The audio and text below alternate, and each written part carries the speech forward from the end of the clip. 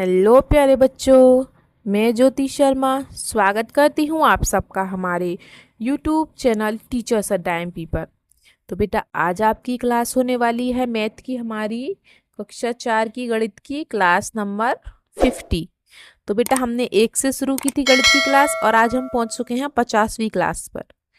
ठीक है, तो जिसमें आपका सप्ताह 9 का दूसरा दिन चलेगा। तो दूसरा दिन कर लेते हैं बेटा हम। उससे पहले जो बच्चे हमारे चैनल पर नए हैं, जिन्होंने अभी तक हमारे चैनल को सब्सक्राइब नहीं किया है तो सब्सक्राइब कर लीजिए फटाफट से, क्योंकि यहाँ पर आपको एक एक वीडियोस पूरी आपकी डिटेल में मिलने वाली हैं।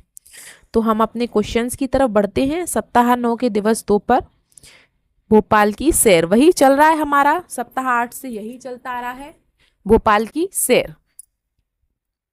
तो जैसे कि पहला क्वेश्चन कह रहा है हमारा, डस्टर की सहायता से, आपकी क्लास में जो डस्टर है उसकी सहायता से अपनी कक्षा कक्ष के बोर्ड की लंबाई माप कर लिखिए। जो आपका जो बोर्ड है क्लास में, उसकी डस्टर से लंबाई नापनी है। जैसे 1 डस्टर, 2 डस्टर, 3 डस्टर, 4 डस्टर, 5, तो जितनी हो आपकी लंबाई वो आपको यहाँ पे लिखनी है।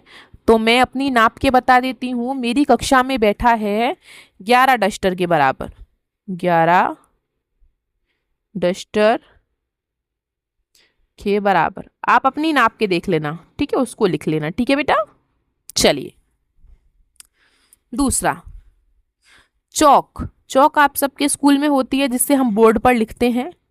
ठीक है, उस चौक की सहायता से अपनी गणित की पुस्तक की लंबाई माप कर लिखिए। आप अपने सर से चौक लीजिए और अपनी गणित गणित की जो किताब है उसकी लंबाई माप के लिखिए कितने, वो कितने चौक के बराबर है।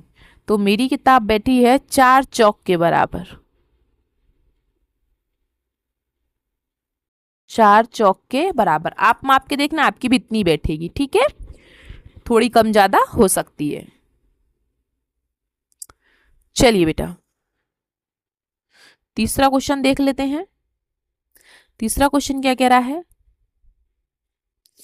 30 सेंटीमीटर 1 फुट, मतलब 30 सेंटीमीटर मतलब इसने 1 फुट को माना है, वाले स्केल की सहायता से। जो आपका बड़ा वाला स्केल होता है ना, जो छोटा वाला होता है उसमें तो 15 सेंटीमीटर तक होता है वो।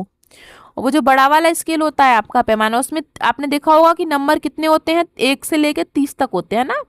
तो उसको इसने कितना माना है, 1 फुट। वाले स्केल की सहायता से अपने कक्षा कक्ष की चौड़ाई सेंटीमीटर में लिखिए। चौड़ाई नापनी है उसकी, मतलब जैसे ये आपकी क्लास है, ठीक है, तो ये लंबाई हो गई और ये चौड़ाई मान लो।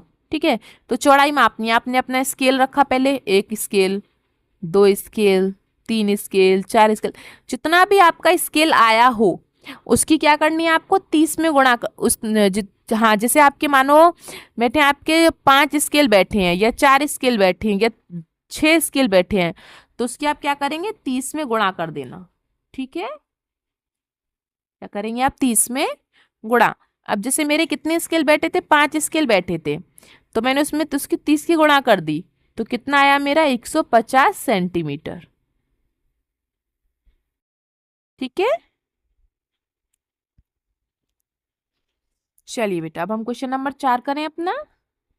अपने घर से विद्यालय की अनुमानित दूरी लिखिए। आपके घर से आपका स्कूल कितनी दूरी पर है मीटर में।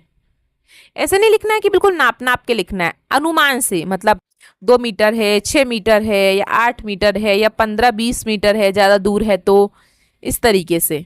ठीक है, तो आप यहाँ पे लिख सकते हैं, जैसे मैं लिख देती हूँ 6 मीटर, और जितना आपका हो आप लिख लेना। ठीक है, चलिए तो हम चलते हैं क्वेश्चन नंबर 5 पर।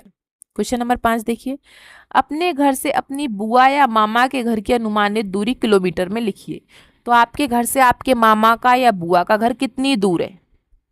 जैसे वो एक गांव से दूसरे गांव में रहते हैं ना, ये एक शहर से दूसरे शहर में रहते हैं, तो कितना दूर होगा आपका।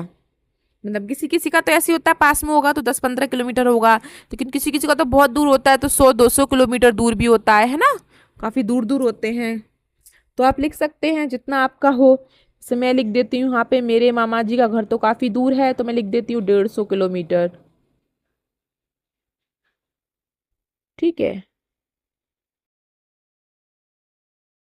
तो आप अपने पापा से या मम्मी से पूछ के लिख लेना। ठीक है बेटा, चलिए अब चलते हैं हम क्वेश्चन नंबर 6 पर। तो क्वेश्चन नंबर 6 आपका क्या कह रहा है? सरिता के घर से एक ही दिशा में, मतलब ये सरिता का घर है, ये सरिता का घर है, ठीक है। कह रहा है एक ही दिशा में मतलब इधर की साइड। पहले विद्यालय है, मतलब पहले स्कूल है, ये क्या है? स्कूल है। फिर डाकघर है, ये डाकघर है। तो ये कह रहा है कि घर, ये घर है। तो कह रहा घर से स्कूल की दूरी कितनी है? 400। और फिर विद्यालय से, यहाँ से स्कूल से डाकघर की दूरी कितनी है? 300। तो कह रहा है घर से डाकघर की दूरी कितनी है? तो बीच में कितनी आ गई? 400 और 300। 400 और 300 कितनी हो गई? 700, मतलब कि 700 इसका आंसर है। लेकिन हम इसको लिख लेते हैं अच्छे से। पहले घर से विद्यालय की दूरी, घर से विद्यालय की दूरी कितनी है? 400 मीटर। फिर विद्यालय से डाकघर की दूरी कितनी है? 300 मीटर। ठीक है, तो इसने क्या पूछा है? घर से डाकघर की दूरी, घर से डाकघर की दूरी, दोनों को जोड़ दो, 700 मीटर। ठीक है बेटा, हो गया बस खत्म।